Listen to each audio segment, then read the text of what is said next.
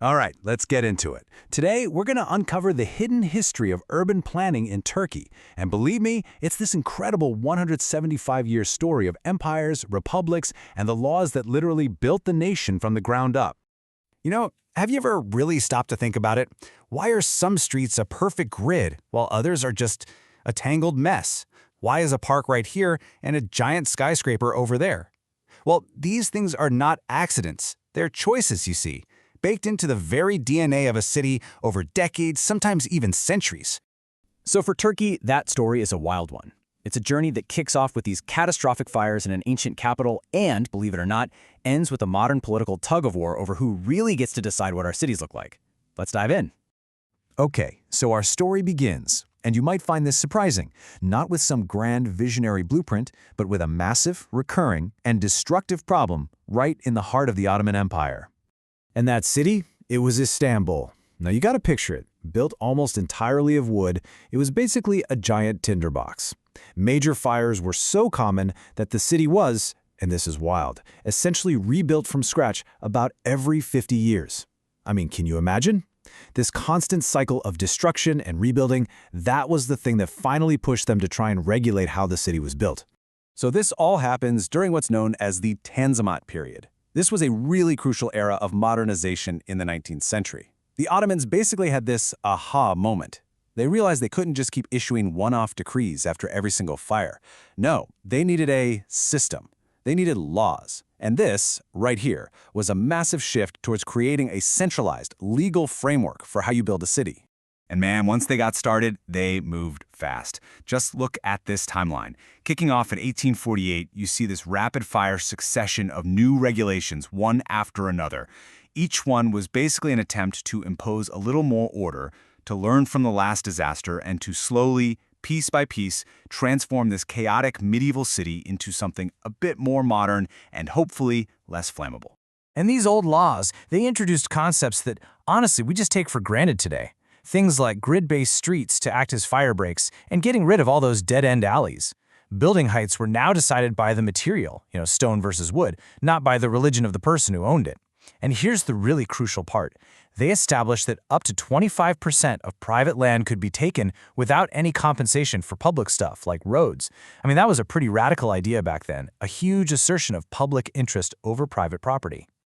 All right, let's jump forward to the next major chapter in this story.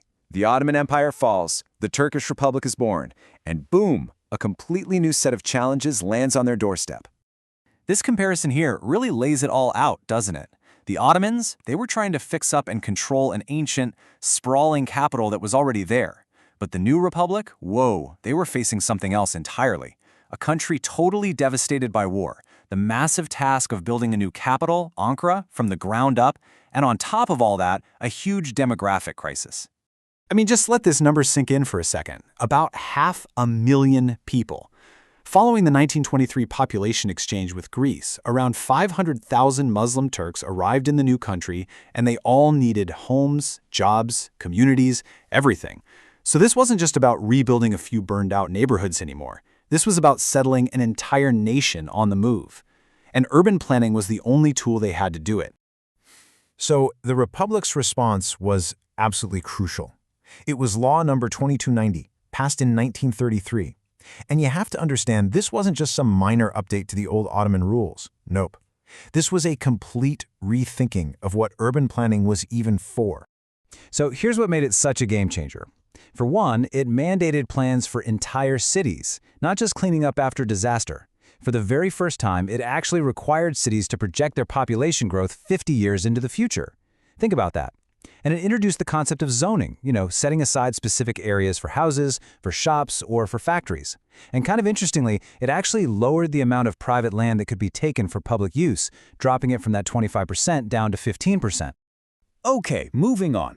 As we head into the post-war era, the whole system starts to get even more sophisticated. The focus begins to shift away from just the basic city layout to creating a really formal, professional hierarchy for how planning gets done. The key piece of legislation to know here is Law 6785 from 1957. It's known as the Zoning Law. And this law finally wiped the slate clean, getting rid of the very last remnants of those old Ottoman-era rules. The goal was to stop micromanaging, to move away from super detailed regulations, like, telling you the exact color to paint a building, and instead establish broad principles. This gave architects and planners a lot more flexibility to actually do their jobs. And this is when the two-tiered system that's still basically in use today was established. First, you get the master plan, or nauseam plan. Think of this as the big picture, strategic vision for the city. It's the 30,000-foot view. Where are the main roads going to go? Where are the big parks? Then you have the implementation plan, or uygulama plano. This is where you zoom way in, down to the individual piece of land, showing exactly what can be built where. It's the crucial link between that grand vision and what actually happens on the ground. And this new system, it had a real, tangible impact on people's lives.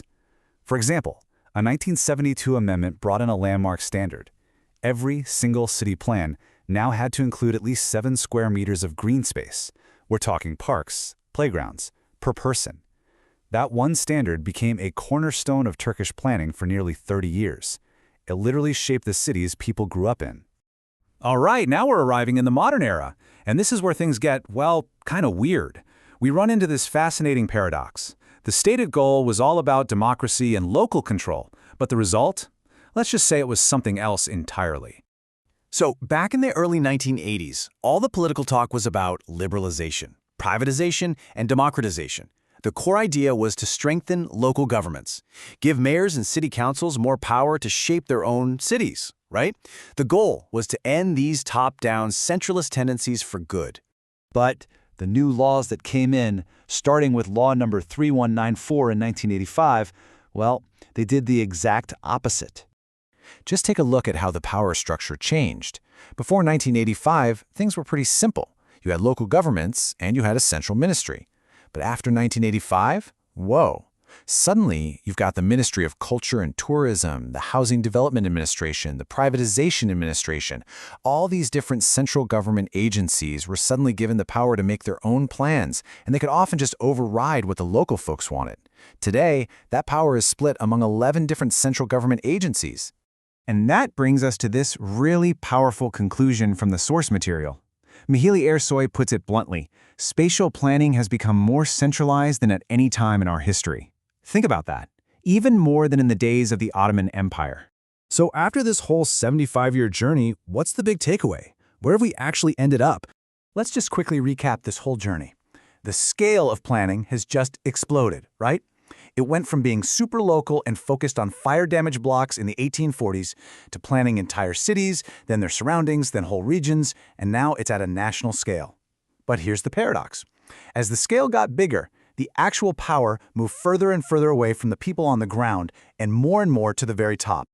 And that leaves us with a really big question, doesn't it? This whole history shows this constant tension, this push and pull between local needs and central control. And when the balance tips so heavily towards the center, it really forces us to ask, who is our city really being built for? When planning power moves farther away from the people, who truly gets to build the future? That's something to chew on.